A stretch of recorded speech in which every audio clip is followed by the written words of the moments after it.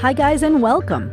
This is Jen Gata Siciliano, artist, memoir writer, bipolar psychiatric survivor, and your host of Not As Crazy As You Think podcast, the place that offers an alternative perspective on mental illness, highlighting creativity, non-conventional healing, and breaking on through to the other side.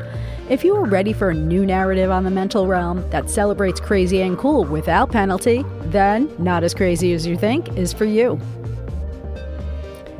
In 2017, Benjamin Casteillo made the bold decision to leave behind a successful corporate career as a senior manager and expert consultant.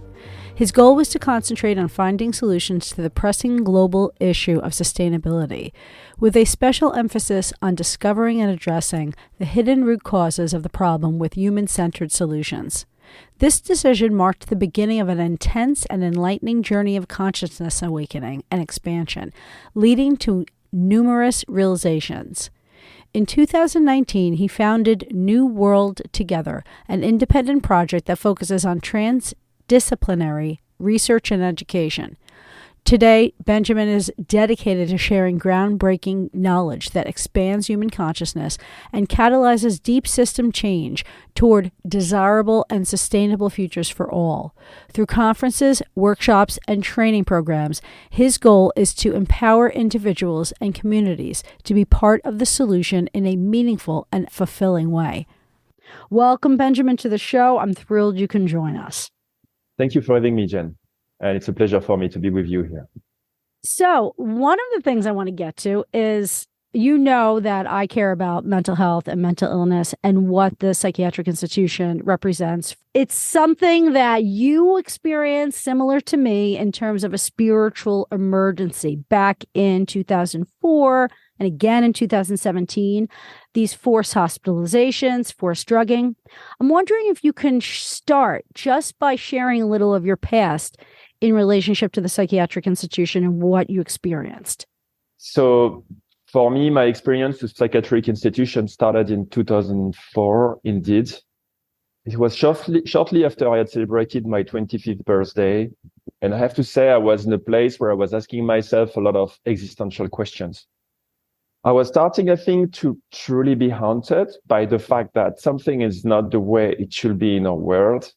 And at the time, I was studying in a business school, and it was a cultural environment that I found very toxic because the people around me were mainly focusing about money. And I could somehow connect the dots with this kind of obsession with money and the destruction of our planetary ecosystems and our predicament as a species. And so that creates a lot of inner discomfort. But at the time, I could neither put it into words nor express it. And so it started to haunt me, and I started to get depressed. And I didn't really understand the depression either. So I kind of felt, what's wrong with me? Everything is fine. I'm doing good in school. I couldn't actually face the problem that was happening inside of me. And there was a moment where on this quest for happiness, I snapped, but it's not I snapped, a veil fell off. I somehow had the realization that we were not ourselves, that actually we were all looking for love, but all pretending to be something that we are not, just to be loved. And it was so profound. It was so heart-opening.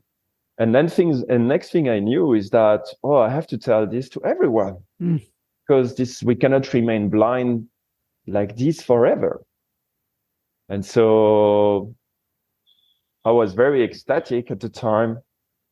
I remember going back to my business school and in the middle of a class, standing up and saying, "It's all love. Why don't you smile and embrace that love?" And for me, that was profound and liberating, but people saw it as crazy. And then when people started to resist, it took me in another space, a bit of paranoid space. And so one thing led to another, and ultimately I was faced with psychiatrists. And yeah, I was telling them the same story. It's a love and we are blind. And so to them, it was a mental illness. And so they decided I had to be hospitalized. And next thing I knew, there's two male strong nurses that were taking me down that corridor, one on the left and one on the right. Mm-hmm. And me, I was in this art open space, and I wanted to give them a hug. And they jumped on me, they put me on the floor. I was immobilized, and I woke up, I was restrained. I don't know how you call it in English. In French, we call it camisole de force. But, I was in this attached on the bed, basically. Mm-hmm. And so that was in 2004. That was my first experience with psychiatry. And what happened next is that the psychiatrist, and with the help of the medication, finally helped me. The family managed to convince me that I was having a mental illness and that all of this was an illusion. And indeed, I could see, well, obviously, it's not all love. Obviously, I wouldn't be here heavily medicated. And so I kind of believed what they were saying and went on the med. But at the same time, I was dedicated to the med. Were very debilitating. They were very mind imprisoning. So in a sense, it was getting me off this ecstatic state because I couldn't feel much anymore. Right. But in the other, I felt really no creativity, no feelings. I felt really disconnected from myself. Yeah. And so I was dedicated to stop the meds. And I did so after a year. I had 8 months where I felt really well, but then the vision started to come back, and voices started to come back, and they were saying, Ben, you're not crazy. They are the crazy one. Trust yourself. And I freaked out. So I really got afraid, and I went back to the psychiatrist and I said, the voice are coming back and you got to medicate me. And they did. And so we were in 2000, end of 2005.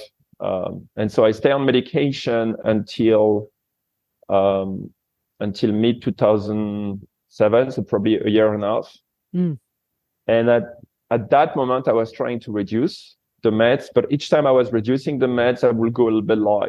I couldn't handle the ups and downs. Yeah. And so I couldn't go to below some level. But at that time, I already moved to Bali, seeking for another life, seeking for some form of rehabilitation, I could say. It's the word that comes out. And in Bali, out of despair, I looked for a healing. And so I went to see a healer, and really not believing in this. And so I met this French healer who was working with energies. And I thought, okay, well, let's try. And honestly, after a few weeks of him working on me, I was able to stop the med. And the other thing that happened is that was an old man, old school. And he said, after the third session, he said, I feel something special with you. You don't need to give me any money anymore. I will treat you. And so for me, that was a big step, of trust, because before that, I was kind of, maybe that guy is just taking advantage to make money on my illness. I thought I was like, okay, maybe he's just crazy. He thinks that he has some power, but I could really feel. Right. And I mean, the biggest result was I was able to quit my meds. Yeah. And to remain stable. And so I remained without meds until 2016. And at the time I had really climbed, I was working in a corporation. I really climbed the corporate ladder.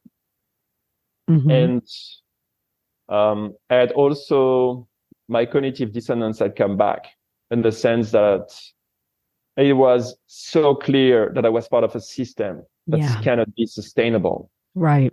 So in a way, I was haunted by my conscience again. And I didn't know how to deal with it. I was trying to be like, don't think about it. It's a government job. Why don't you enjoy your life? You have everything. You have money, power, status, you're in Bali. I mean, Ben, that's not your problem. And the other end, it was like another voice telling me, what the heck? How can you call this success? Your fit system that's bringing us on the verge of disaster. And so I couldn't stand the cognitive dissonance anymore, became depressed, especially that I had a new position in which I was working as an expert consultant, independent. Mm-hmm. With my corporation at the time, I was working 40 hours a month, basically 10 hours a week. So I had a lot of free time. Mm.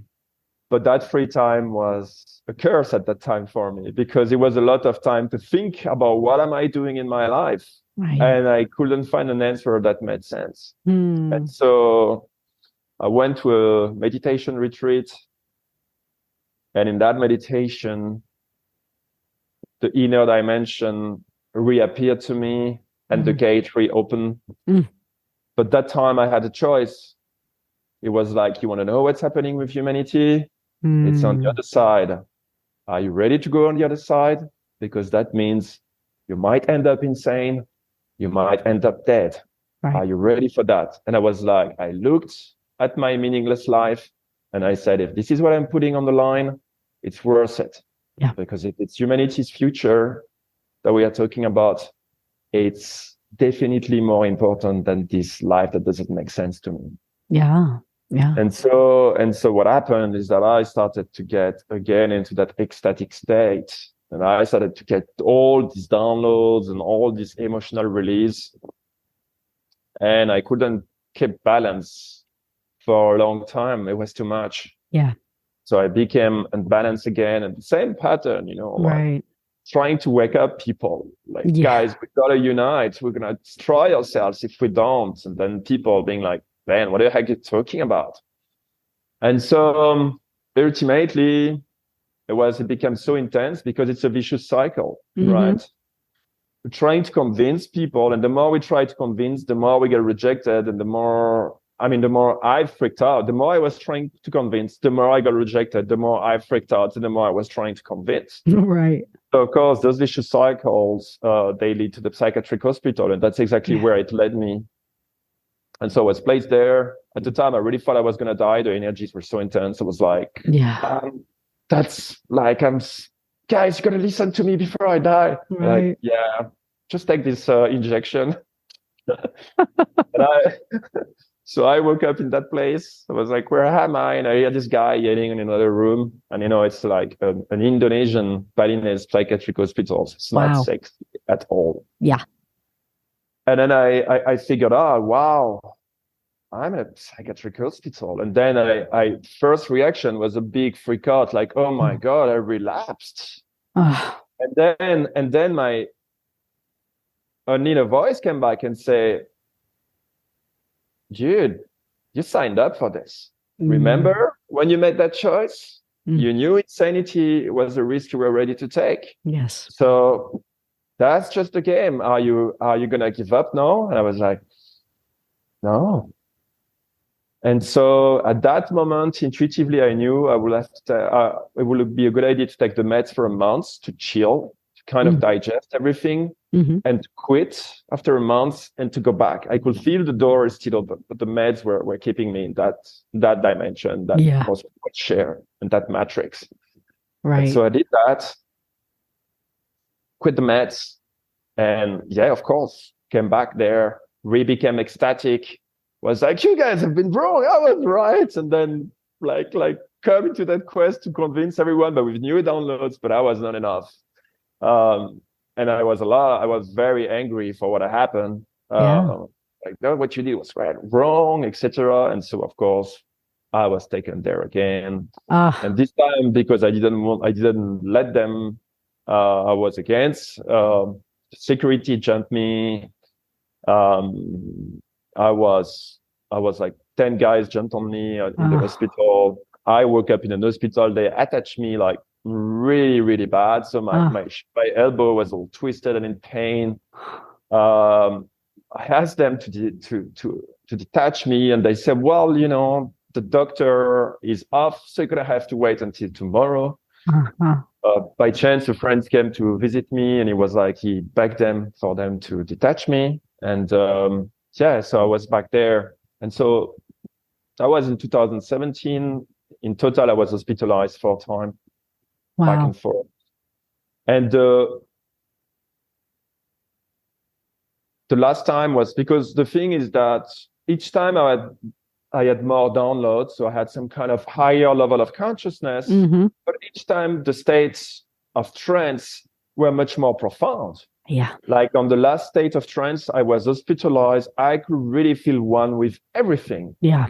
And I would think about something, it will manifest outside of me. And and so at that moment, my experience is that there's only me. Everything else is an illusion. Yeah. But it was so clear. So I acted upon what I was so clearly seeing. Right.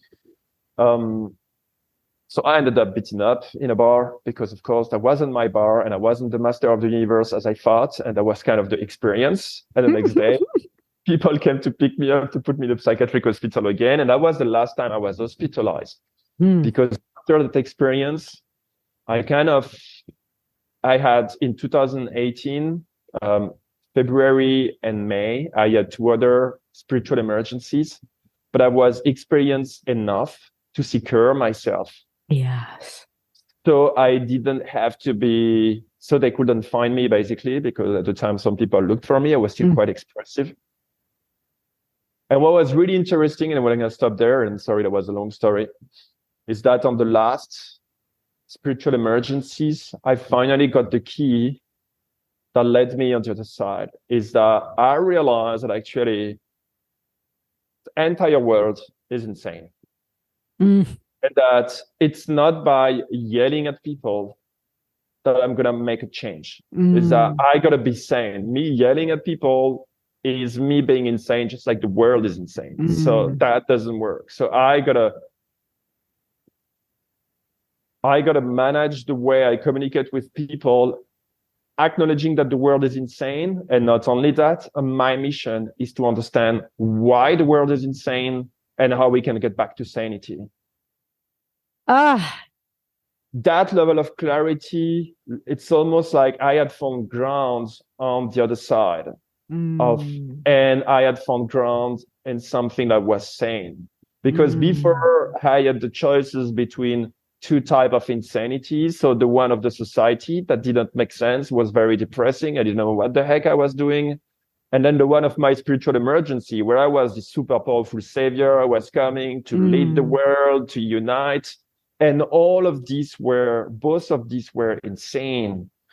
And sanity was when I realized that.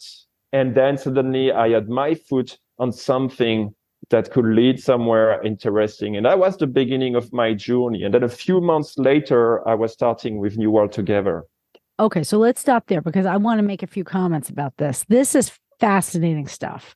Fascinating. I can relate on almost every single thing that you said.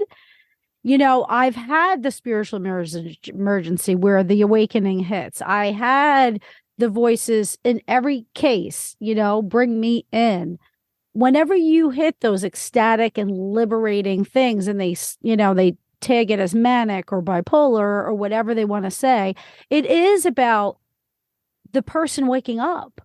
This is an illusion. So all of these things that you were connecting to were actually the real deal. But that's when I always felt whenever I was inside the hospital after having these awakenings, I would just be like, it's so obvious to me that they're not in the real world. They have this narrative and this system, and that's, and that they fit into very well, that somehow works really well in this capitalistic structure for social control. And yet there's this veil that you speak of, how it fell. That's the real thing. So I love this story because, all of these years I've been talking about this kind of thing too. And when you do have these enlightening experiences for one thing or another, I found that the story of the healing, also the man, he used a different kind of like faith healing, I'm assuming, like a spiritual thing. A lot of the times this holds so much more power than what they're telling us is the fixer, right? This big pharma cure. It's really just a component of capitalism. So I just adore this story because it really is significant for so many people who are particularly labeled with either bipolar, schizophrenia, or any kind of psychosis. a lot of the times what's happening in those psychotic experiences is an awakening. So this now has led you to figure out that the corporate world isn't for you at this point. And you throw yourself into this project, New World Together. Tell me about the beginnings of that. What I can say about that moment in between the two, when I'm trying to get out of the insane world and I'm going through insanity myself to get out of it. Right. And the moment where I find stepping on the other side, what was missing for me to find stepping on the other side is the key knowledge, so that I'm able to understand rationally what is happening to me. And also, I would say my mental structure was still very immature. My unconscious mechanism, my subconscious, was also still programmed with a lot of ancestral beliefs, which were coming on the way of my connections and really distorting the information. So, for example, a higher level of consciousness would be like God and angels, and then lower level of consciousness would be like Satan and devils. Yeah. So, like, I came to realize, I know this is just higher and lower level of consciousness, but if we start to interpret them mentally with demons and angels, and it's a battle between God and devil, then the interpretation is much more psychotic.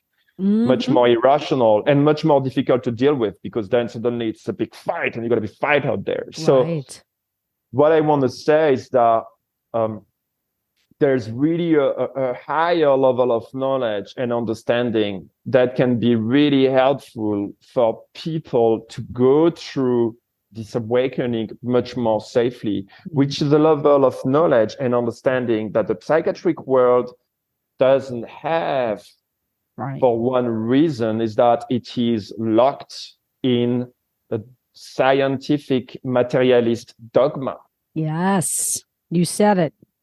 And so, the idea is like it's just biochemical imbalance. There's no consciousness trying to awaken within that body, trying to reconnect with higher levels. There's not a body that is like rooted in ancestral unconscious mechanism and mental processes that are obsolete, and a conflict between the two, or a distortion between the two that create the imbalance. It's just chemical imbalance, and you just take the magic pill. And of course, as you say, it's very good for business. Yeah. And so there's an interest is not coming to that level of realization, because I will completely threaten the business model. Right. That will in psychiatry is a shock treatment to stop a crisis, but not anymore a long-term life treatment. Right. It's just a shock treatment, maybe a week, maybe 2 weeks, until somebody can stabilize themselves mentally and emotionally before they can go deep for a proper therapy, healing therapy that is much more there's much more time and energy that need to invest into it. It's not you come to visit your patient every day to give them the magic pill and ciao, bye, how are you feeling? Which is how psychiatry works today. Right. So anyway, that's just to say that, because I think a lot of people maybe don't realize that the issue is that they are mentally, emotionally unprepared for the awakening, which is creating imbalance. And they also have what I could call a deep unconscious system that is as well unprepared, that has probably repressed many things that we are not allowed to say, that we are not allowed to see, that suddenly come out during the awakening. Yes. So I think it's important to realize that. And now that I have stated that, we can definitely go to the story of New World Together, if that's the next question. Absolutely. Right? So one of the key realization I had is when I started New World Together, and that's why it carries this name, is that it is a rivalry dynamic. The fact that we are in competition for power, resources, and status that's driving us toward disaster.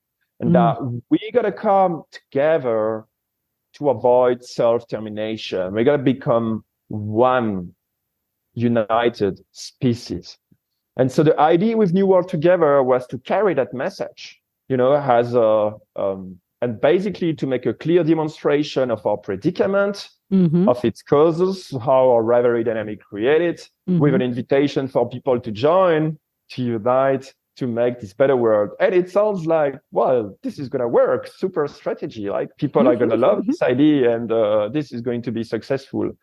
And so I remember with my small team, we were like going and doing conferences and all over Bali. And what I realized was really interesting at the time, and I was so passionate about it, is that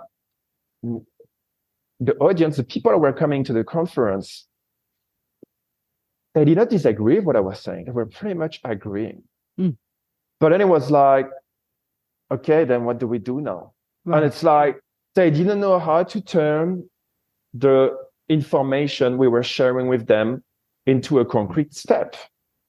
Like they were completely blocked. And I was also doing a lot of activism on social media. And I realized that, there was a lot of resistance to the idea of coming and uniting as a species, like. And so I was so passionate. So I kept hitting that wall, that invisible wall that doesn't want to change. And so I realized, wow, there is something here that is stronger than I thought it was.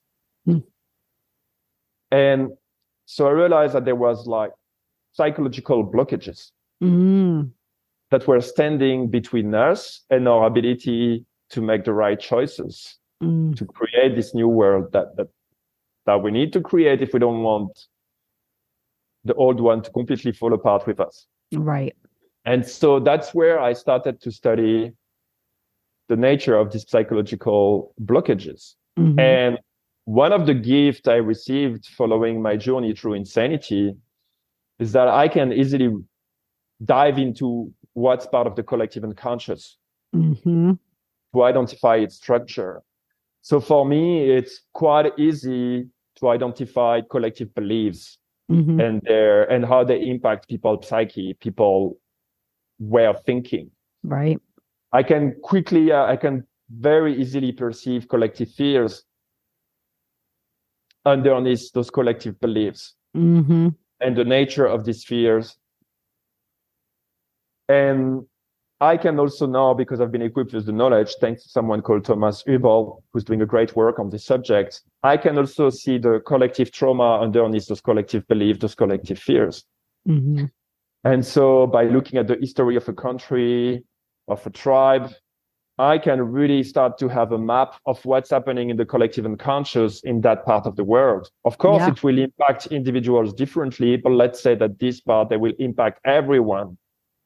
And it's the same. And generally, like what we see is like the pattern is like a collective belief that's going to structure a tribe, potentially even a nation. And underneath that, we have collective fears and collective traumas. If we are speaking about a nation, generally, they are collective trauma of war. Nations are built on the war that our ancestors have been having with one another. This is why we have border and armies and we fear one another and this trauma of war has been self-perpetuating because nations are in rivalries for domination, for power. And so anyway, long story short, I was gifted with this ability to dive in the collective unconscious and to see the structure. And so that leads me to finally recognize like a key sentence I like to share now, which is inspired from a quote of Carl Gustav Jung. If we don't make the collective unconscious conscious, it will drive our civilization toward collapse, and we will call it unchangeable human nature. Yeah. And so New World Together Now, which was at first kind of a think tank and activist movement to unite the world to face our existential challenge, has now turned into a transdisciplinary research and education project designed to identify and address the root causes of unsustainability, which are mechanisms deep-rooted within the collective unconscious of humanity. Well, you're taking on a lot, and I'm really happy that you're doing it because this was a gift that you received. And clearly it started your really true life path. You know, you've mentioned yourself, when you go out there and speak, a lot of people are in, maybe they agree on some level, but there's a state of like denialism that it's just natural for a lot of us to enter that. Why do you think that is? Where does this stem from? Wow, this is a very good question. So we study that denialism a lot also because it's part of the root causes. Mm-hmm. At least it's what's standing between us and our ability to collectively react rationally to what is happening to us. So denialism is a multifaceted problem. But first, let's start with the problem that we are facing. Or some people will call it the end of the world. I think that's very excessive. Basically, it's a trajectory toward collapse that our globalized civilization is maintained now. And for most people facing this problem is facing an hyper object. An hyper object is a part of reality that's so big that it will question all our beliefs and that will also not allow us to have control. We cannot control the hyper object. And so when we are facing an hyper object, like the potential collapse of our globalized civilization because it works in ways that are not sustainable, what the vast majority of people do is avoid the problem. Yeah. Because they are not equipped mentally and emotionally to deal with it. Mm-hmm. Another aspect of this is that this problem is unprecedented. Although we had civilization collapse before, we never had a risk of collapse of planetary scale induced by an overshoot of Earth's limits. Right. And so we are not wired as a species to deal with such problematic. We cannot find the answers in what we already know. Right.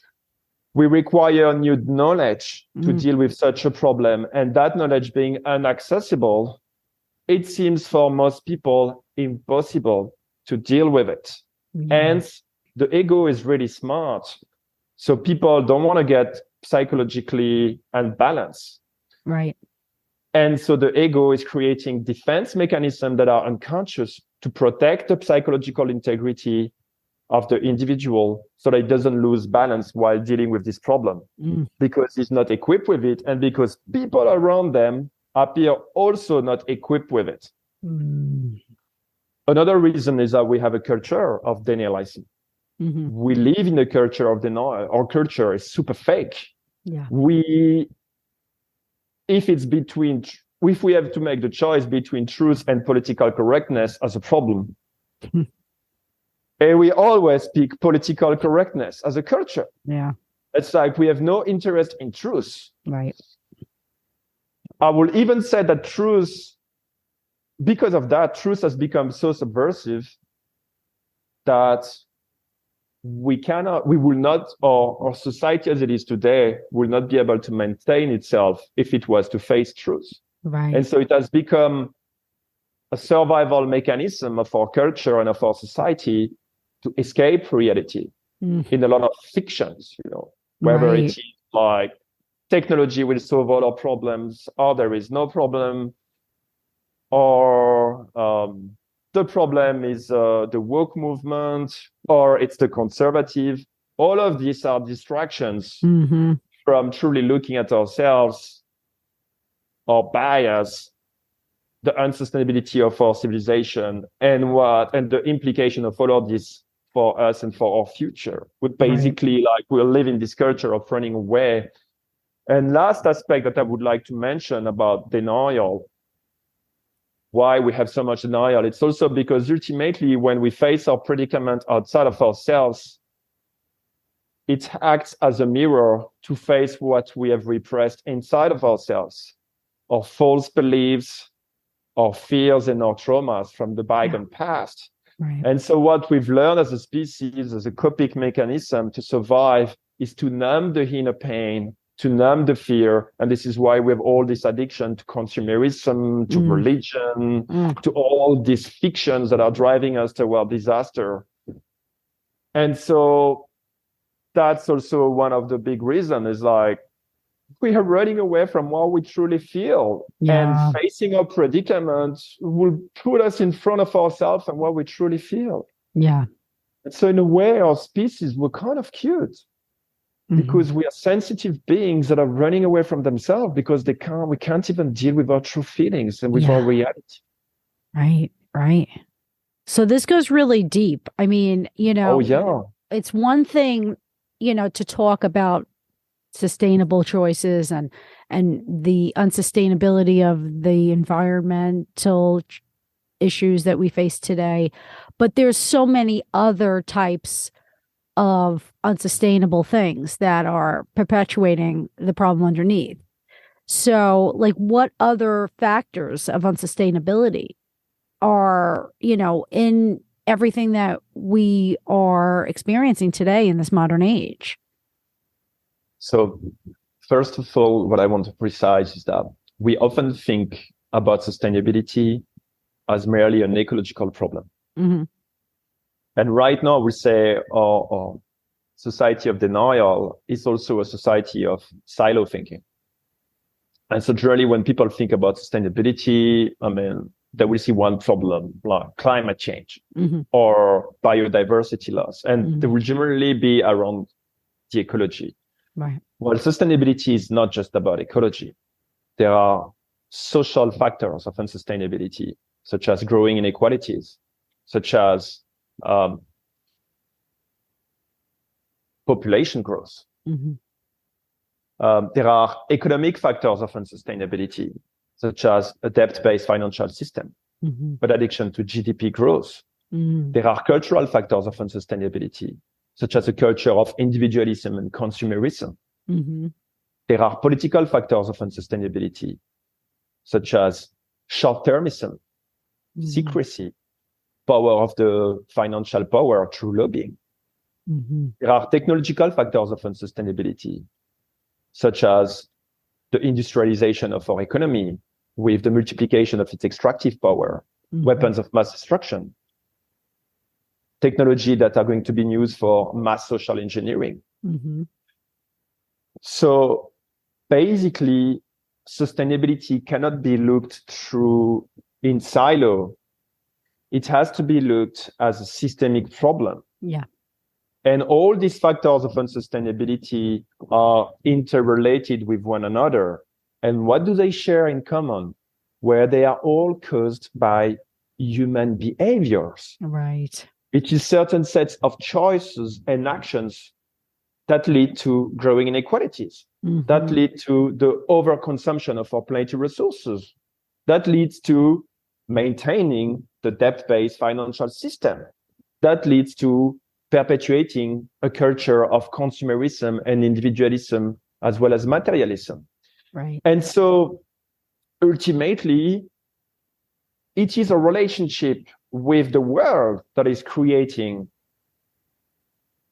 the sustainability crisis. It's a problem with our behavior patterns. Right. And so once we understand that most of our behavior stem out of unconscious mechanism, then it's logical to think that we are not collectively choosing this predicament. We are not choosing to put ourselves in that situation. This is coming out of unconscious choices. Right. And that's where the call to go inward, to explore the collective unconscious, to understand what drive unsustainable patterns is coming from. Yeah. And in long story short, what we've identified as the problem is simply primal survival mechanisms that are deep-rooted within the collective unconscious, that are mistaken for unchangeable human nature, and that are completely outdated for the era in which we are, which is an era of exponential technological progress. And what does exponential technological progress does? It amplifies the negative consequences of this primal survival mechanism. To give you an example, if in the collective unconscious, we have identified as a good winning strategies to be stronger than your competitor and to be ready to declare war, to go and fight him with all your power, that was not an existential risk just 70 years ago. Right. But now, with the weapons of mass destruction that we have, that surviving strategy is becoming increasingly self-destructive. So we can't rely on these primal instinctive techniques that we used before, because this technological exponential that we're facing right now is it's a new playing field. We can't rely on those things. When you speak of populations, we're generally, most of our history, you've mentioned how we're mostly hunter-gatherer, most of our history. And then just recently, we've had this like great acceleration. I love how you point to this with Western European colonization, taking, its path and really shaping the world around its own interests. And we've then just really kind of gone into the default of whatever that lays out, we accept as normal or part of, our human world. We are now in this like new advanced jump off, this launch where this, these kinds of issues are now leading to, we're overshooting these planetary limits, right? So how does all of that connect when, you speak of exactly where we are right now in history, in terms of sustainability and what we're facing? Sure. So we're going to take a big step back here. Earth is estimated to be 4.5 billion years old. Life emerged on Earth about 3.5 billion years ago. And as far as we know, from the best of our knowledge, I haven't found any better explanation yet. We are the result of an evolution of life, a constant evolution of life. And we human beings, we arrived basically as Homo sapiens 150,000, 300,000 years ago. That's like, compared to the history of life or the history of Earth, it's like nothing. A fraction of a fraction of a fraction of a fraction ago. And if you take those 150, 300,000 years, like 99% of this time basically has been spent as hunter-gatherers in the Stone Age. Life expectancy, 25 years old at the time. Half of human beings almost half were not making it up to 15 years old. So those was like very tough survival conditions. And we humans, we survive not because we have like super powerful physical capabilities like other mammals.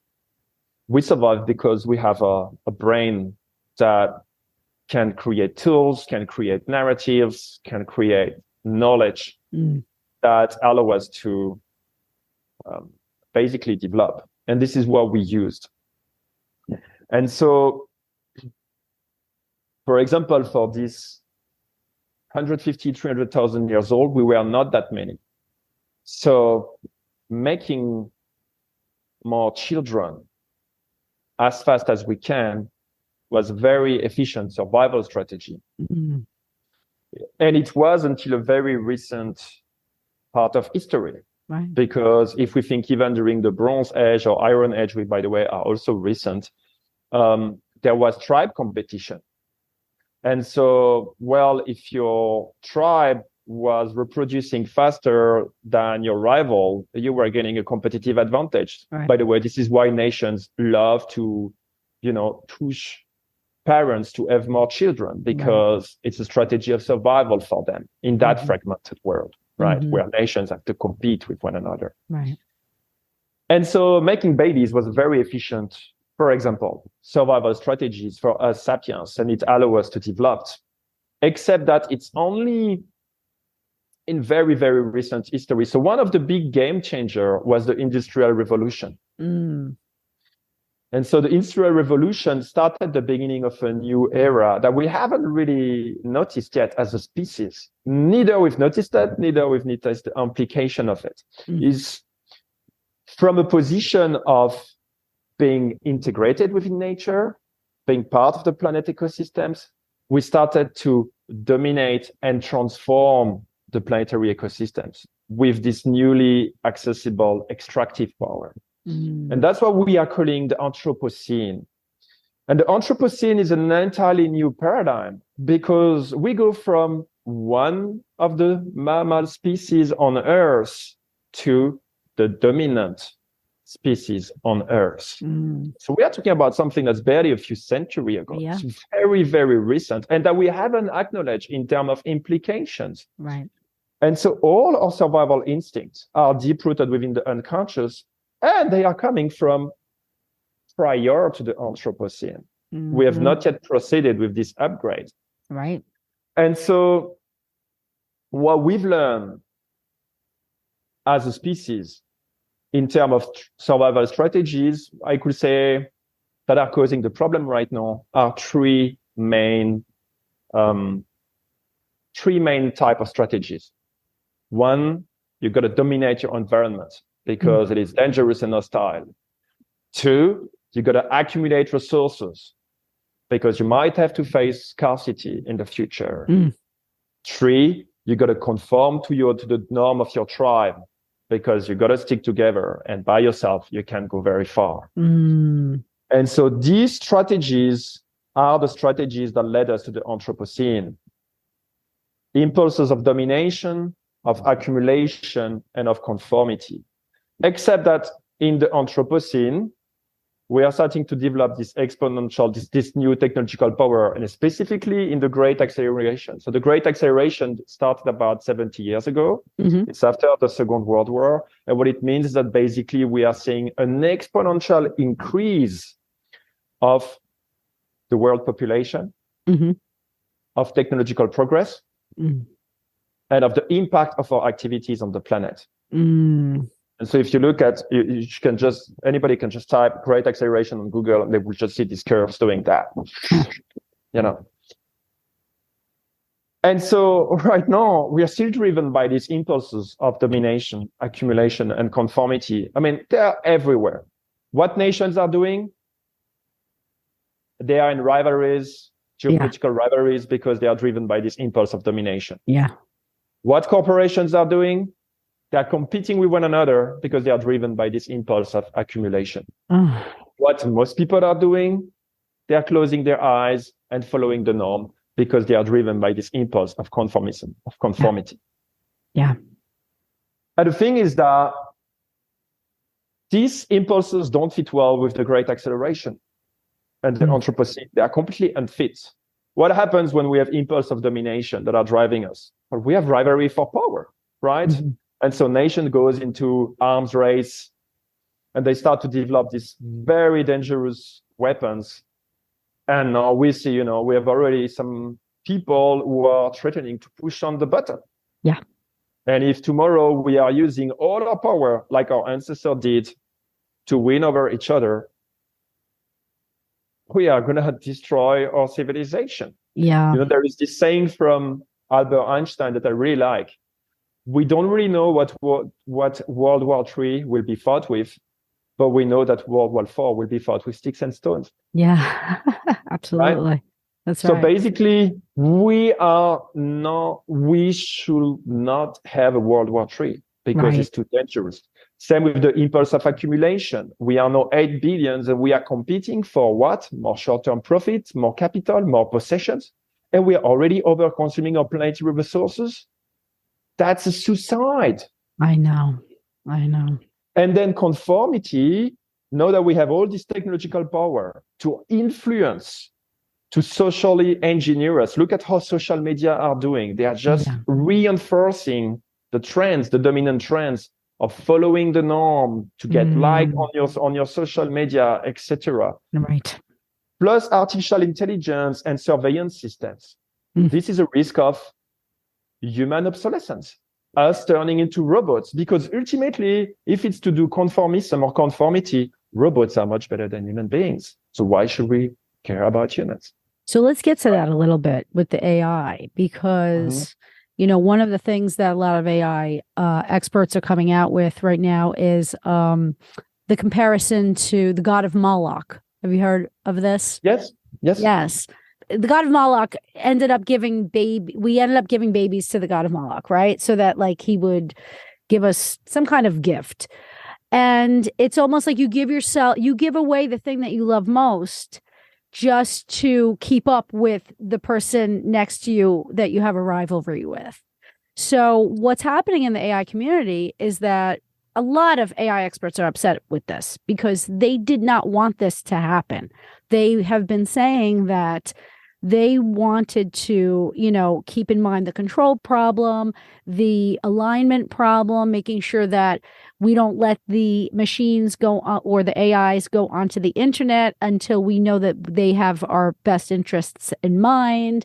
And, really be much more careful about all of the safety mechanisms, which they have not. I mean, the amount of development in AI compared to the amount of research involved with safety of AI safety it's ridiculous. So when I hear of these descriptions of where we're going, I do believe that one of the problems with possibly AI going off in an unsustainable and dangerous direction has to do with these unconscious desires and these primal instincts that you speak of that have not been resolved yet in the human equation. I mean, our humanity still has to work on human development and maturity, and all of these things have to be done first before we invite AI to start coming aboard. Because I live in a capitalistic world, but I live in America, and it's so it's just every day I come home from working so darn hard thinking, I hate this capitalistic life, because I know that I cannot feed myself. I know that my son cannot get an education. This is America. I cannot get my son an education, higher education, unless I keep feeding into the, work all day, work all night system so that I can provide. There's no safety net for people. And this overwhelming lifestyle is really contributing to so much of the mental ills that we experience. So what we have on one hand is we're feeling completely overwhelmed. Capitalism has found a few escape measures for us to enjoy, whether it be, lots of food, lots of TV, lots of whatever it is, so that we can kind of ignore the problems, right? And then at the same time, we have all these people working on the development of AI, just ready to step in and take over what we've made for ourselves. It's upon us. It's right upon us. And that's one of the reasons why I appreciate what you're doing so much, because you are introducing this at just the right time. To me, it's listen, guys, this is something that we really have to face head on because of this technological exponential that's right on our heels.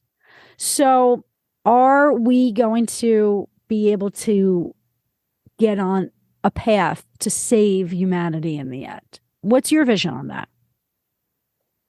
Okay, so first, let me get back to the point. It's very important to understand.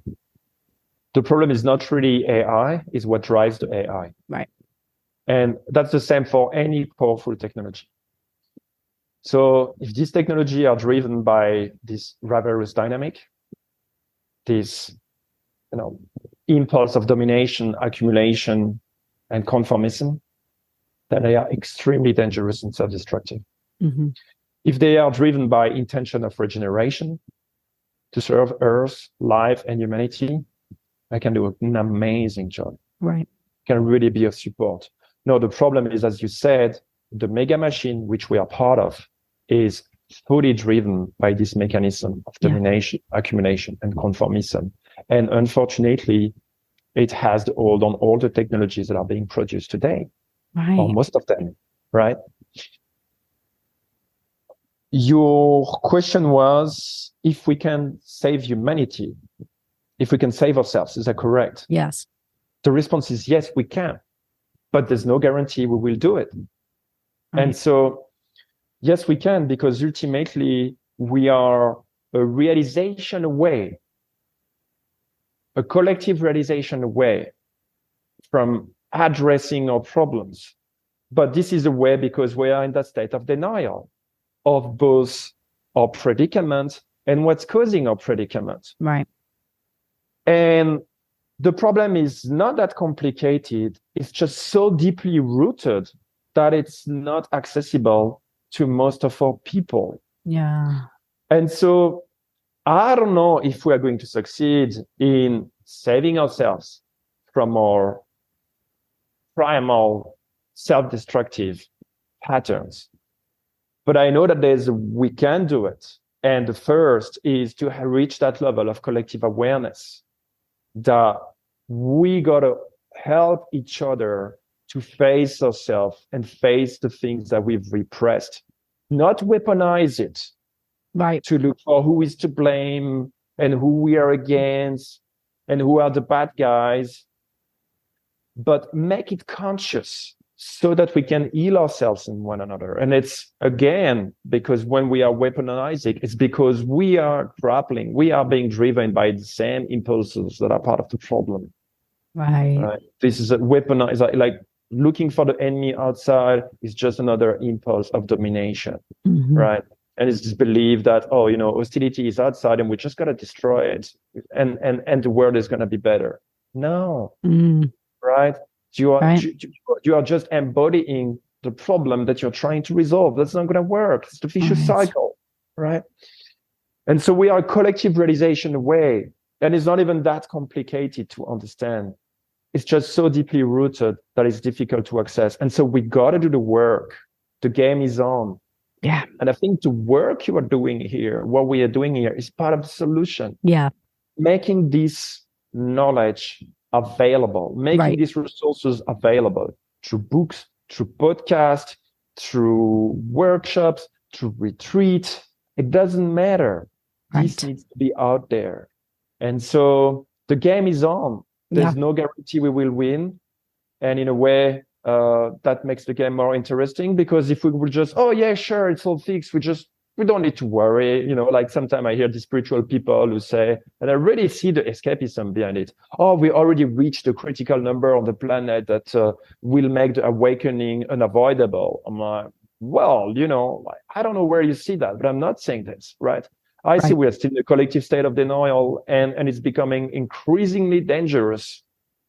And it's definitely not the time to drop our guard and put our, and just be, it's all fine, it's all sorted out. We have to deal with our problems. Right. We have to deal with our problems. This is the challenge that we are all invited to take as individuals, as communities, and as a species. Yes. And you know what? I'm on board for that, because, you say the call is to go within. If we can each just take our own personal lives and personal responsibility towards our lives, it really begins there, because that's where the critical mass consciousness can come together if there's enough of us. But you're right. So many people in the spiritual fields, and I love them, but I could only take so much sometimes, because I'm thinking, like, you're ignoring so much of the truth, like you have to face the truth, and that's a concern for me too, with the whole future upon us, because we are entering a world that truth is not going to be so easy to access if, you have a filter through artificial lens, like we're not going to really know what's written by humans or what's come up, it's a, we have a small window of opportunity. I see it as that this is possibly, a chance for many people to rise up and come together and start seeing the light, and not in a way where it's like, isn't everything all roses and beautiful, because it's not. And that's why people like you and I have come to these, what they call psychosis. I call it shamanic dismemberment, because you go into the fire, right? And then you just like, you just get all like sectioned up, and then you come back with the answers for your tribe.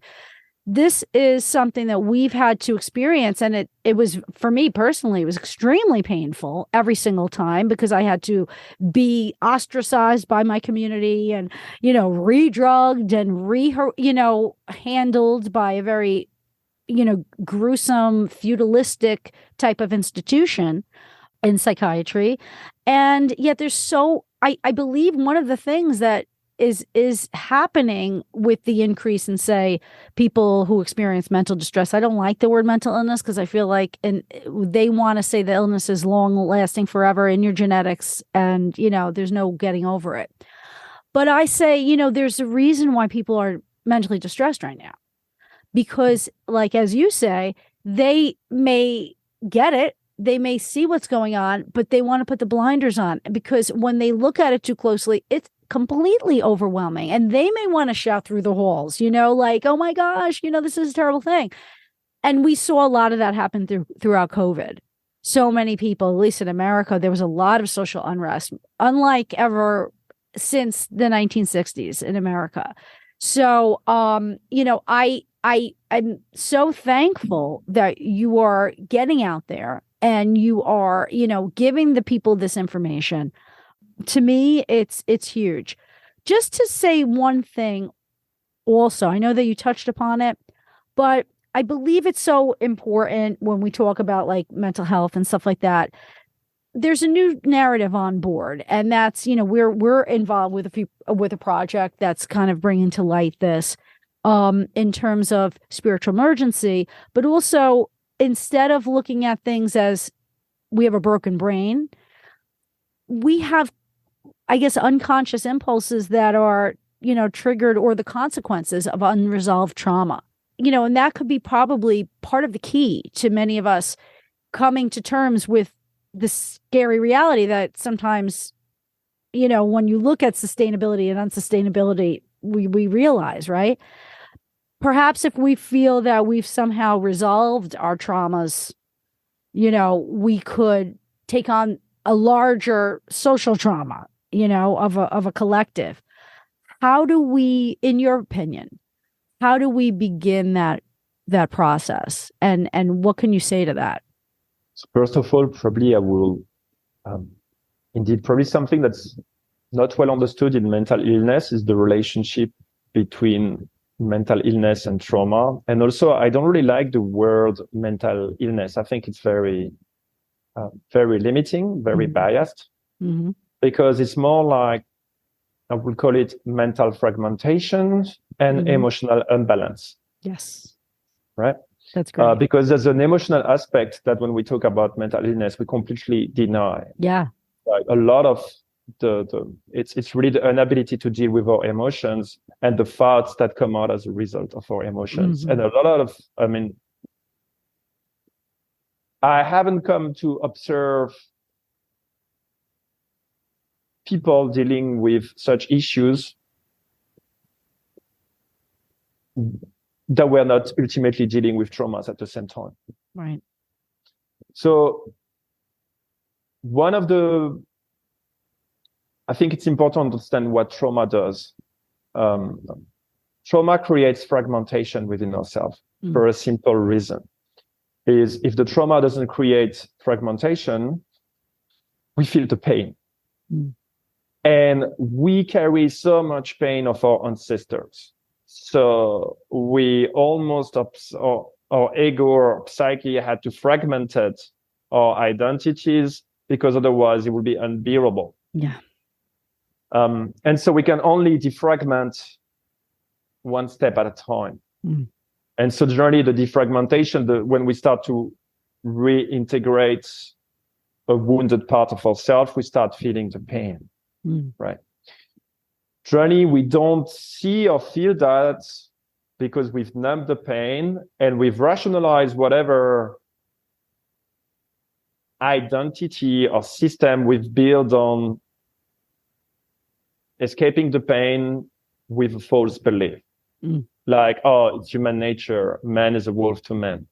No, man is not a wolf to man. Like, fragmented men are scared of one another, and therefore they believe that the way to succeed is to predate on each other. But that's the result of a traumatic stress. That's not like unchangeable human nature, and it's not a rational belief. And we see that because that exact belief is right now is destroying us. It might have helped our ancestors survive centuries ago, but right now it's taking us on the verge of disaster. So it cannot even be considered as rational. It's irrational. Right. It's psycho-illogical, and it's coming on traumas because we haven't yet learned to trust ourselves because we've been predatory to each other for the sake of survival, because we didn't know any better. So one of the key to overcoming this state is trauma awareness. And right now, because we are in this individualist society, to be honest, we've been blind to the biggest traumas, which are not individual, but which are collective. And so right now, we look at trauma when someone has a trauma response that is not according to the norm. And then we say, oh, he has trauma. But we don't realize that even our response to that person is a trauma response. Psychiatry is a trauma response. Right. We don't want to see that we are insane. And so like we believe that this is chemical imbalance and that it's just touched some people and that's no, everybody else is sane. Right. And so basically the first step is collective trauma awareness. Is realizing that no, this is not unchangeable human nature as we believed in the past. One of these false beliefs that we have used to not look at ourselves and not look at our wounds. But this is a collective traumatic stress. And it's nothing wrong with that. It's normal if we look at our history. Right. I mean, we've been playing these persecutions, oppression, rivalrous games for millennia. Of course, we loved it. And we never had psychological hygiene. No, we have physical hygiene. Every day we go, we take a shower, it's normal. We use soap to clean ourselves. And imagine not cleaning yourself for a month. Right. Imagine not cleaning yourself for a lifetime. Imagine never have cleaned yourself because you didn't know there was anything like body hygiene. Right? That's exactly what we've done with our psychology. Yes. So we are full of infections, parasites. We psychologically stink, but we're so used to that we don't even smell it anymore, right? And so the awakening is starting to smell. Oh my God, it's all rotten everywhere. It's corrupted, it's sick, right? And so realizing that what we need to develop is awareness of the nature of our psychological wounds so that we can start attend them and so that we can psychologically rehabilitate ourselves as a species is key. Right now, we have to accept it's okay. It's part of our history. It's part of evolution. Yes. We haven't yet reached the point where we are psychological. Right now, we are psycho-illogical. And that's because we haven't acknowledged our traumas, we carry them, and we think that this is just the way we are. Yeah. We are identified with our wounds and with the system that we've placed to patch the wounds. Yeah, true. And so the first step is awareness. And then once we are aware of the wound, then we work on attending to them. And the good news of that is that there's so many new modalities that are being developed now. Yeah. You know, on top of my mind, yoga, breathwork, walking nature, psychedelic medicine, meditation, human circles, group therapies, family systems, etc., etc., etc., collective trauma healing modalities. Yes. Wow, we are so equipped, but our society doesn't recognize that. Right. Because our capitalist society doesn't resolve our addictions. Yeah. It feeds on it. Yeah. Right? And so that's also something that we can recognize, is that we've built a system that feeds on our wounds instead of resolving them. Right. Consumerism was supposed to attend to our needs, but it cannot make us content, because otherwise it's the end of consumerism. So you got to keep us in that frustrated state, in this addiction to have always more. Right. The military-industrial complex was supposed to give us weapons so we can feel secure, so we can find peace. But we cannot find peace because otherwise we will not need all these weapons. So we need to maintain these conflicts, to run the show. Yeah. We were talking about COVID, the pharmaceutical industry. Yeah. It's supposed to watch over our health. But if we are healthy, it's the end of the business model of the pharmaceutical industry, right? We need to be sick. Yes. And so, we are collectively traumatized. Yeah. We are collectively addicted. There's no shame to have. It's part of our history. Yes. But it's even a good news, because that's not unchangeable human nature. Right. And there is beauty on the side of trauma because there is what I call post-traumatic evolution. When I heal my trauma, I gain in self-awareness, I gain in knowledge, I gain in empathy, I gain in creativity, I gain in discernment, in all these human qualities that we need to make the transition to face our predicament.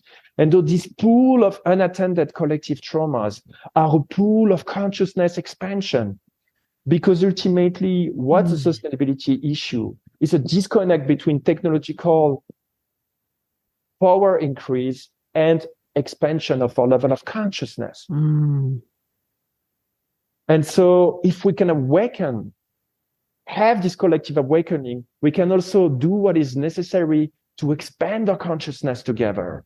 Yes. And this is such a journey, in these 6 years and a half, I've been working for this. I've been learning so much more than in my entire life. And every day I have new realization. Every day I become more complete. As when I was in the Matrix, I was not learning much. Right. Just doing the same over and over again and trying to be better at doing the same. Yeah. Yeah. You're learning how to exist in the Matrix successfully. Yeah. And now I'm learning to be myself. Yes. Yes. I'm learning to be authentically myself, to be of contribution. Yes. To heal myself, to help heal others. And this is so much more fulfilling than everything that the Matrix has to offer. What a status, more money, more power, to do what? To destroy ourselves? Yeah. And so this is a beautiful story.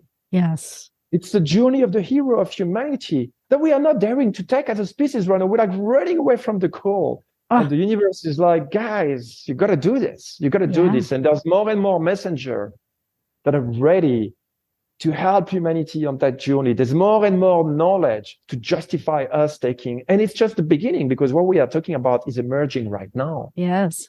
That level of clarity is emerging right now. Absolutely. And so we are on the verge of a collapse on one side if we keep running away from ourselves, but we are also on the verge of a regenerative renaissance if we dare facing our predicament. And so we are in that intersection. It's really beautiful because it can go either way. It's either going to potentially be a potential utopia or dystopia. Yeah. But we really do have the power, and it's really calling upon who we are. It's humanity. It's within us. I love how there's this sense of in your language and in your, surmising of this. I love the post-traumatic evolution. Yeah, post-traumatic evolution. It's normally called post-traumatic growth, but I don't really like the word growth. It's too heavily connoted, and we kind of have an addiction to growth. So I don't want to give that answer. I think I prefer the word post-traumatic evolution. I love that because there's really a path for us. And, we can throw everything that we have into it, everything that we see as human, creativity, compassion, all of these things, and remembering that we can make changes in ourselves. I think that's one of the things that was driving me so crazy and filling my heart and mind with anger was that, just to make this comment, not to harp on the psychiatric institution, but they were saying that we were unchangeable.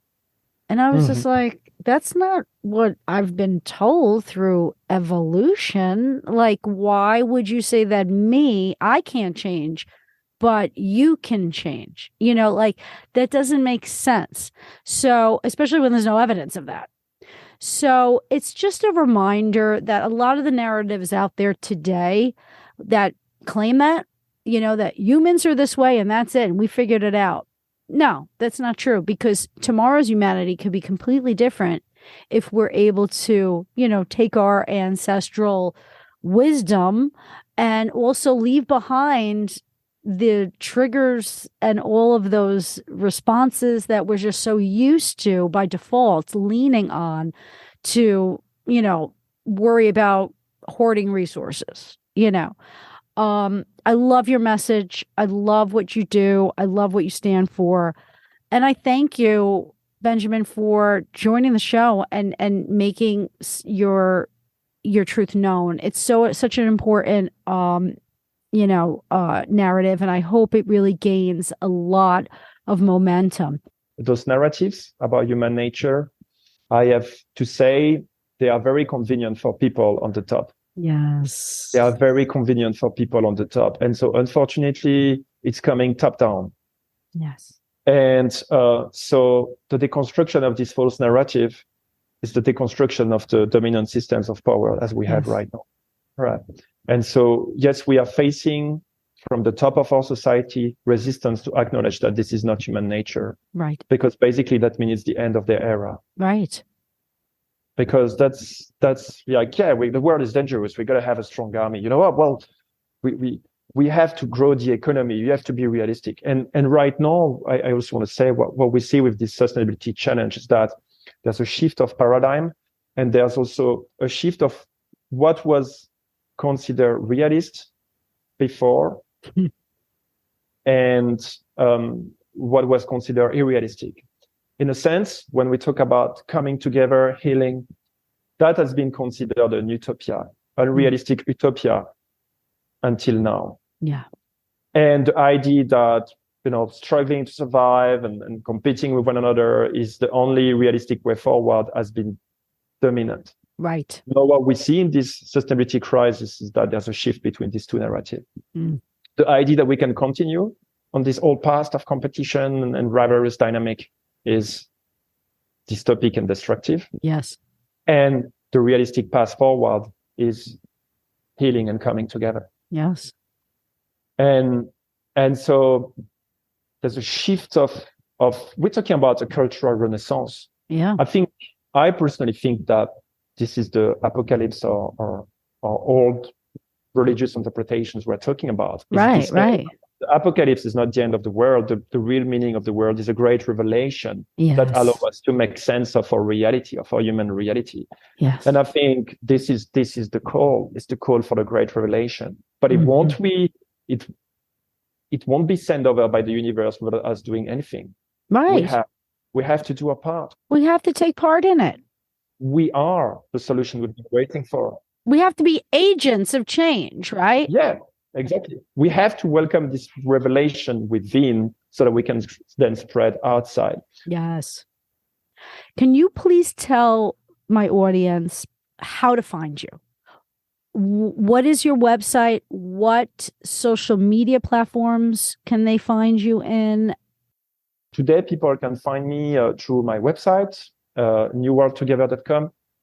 I'm currently redoing the website, so you will find a lot of information on my current website. I think is so take advantage of it because I will remove it. As really, I find that it was a bit too much information for people, but it's still there. And there, you can find our contact detail. And if you send an email, I will do my best to reply in due time.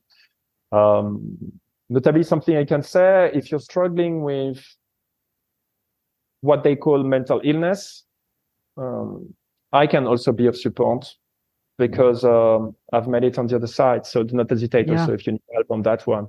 And of course, if you're an actor of change, you want to bring this type of resources, this type of knowledge to your organization, to yourself, to your people. I can provide it from awareness conference to full-on training programs. And this is really my life mission. Terrific. I'm truly dedicated to this. How could they follow you? Where are your social media platforms? Well, the people can follow me so you can follow me through my full name on Facebook. I have an Instagram as well, but I'm a bit old school, so I'm still mostly on Facebook. That's where I have most of my audience. There's also New World Together pages can be found. You just type New World Together. And I'm on LinkedIn as well. So you can find me all up there. And YouTube as well, although I'm not very active, but this is to change. I know so interestingly, I'm also facing my own blockages into sharing that message. And so I'm also working on myself to free myself from everything that is holding me back to share these resources, which I think are so important. It's so important. And so work in progress. I truly welcome you, to explore these aspects and to engage in that journey of conscious evolution and of transformation. I love it. I love it. Benjamin, you're a breath of fresh air. I am so happy for you taking this on. I find a lot of inspiration and hope in your message because, I have gone through many, many visions of this era, and now that it's upon us, I would like to have hope. And this is, I think, the only path that we really have left. It's going within and finding each other and uniting, making that difference and becoming conscious. Yes. And that's a challenging journey. Yes. That will teach us everything we need to learn to make it happen. Yes, absolutely. Thank you, Benjamin. Thank you so much, Jen, for allowing me to share my experience and my knowledge. It's a pleasure. Thanks for listening to Not As Crazy As You Think, and don't forget to subscribe to my YouTube channel. And remember, mental health is attainable for anyone, especially those labeled with mental illness. Until next time, peace out.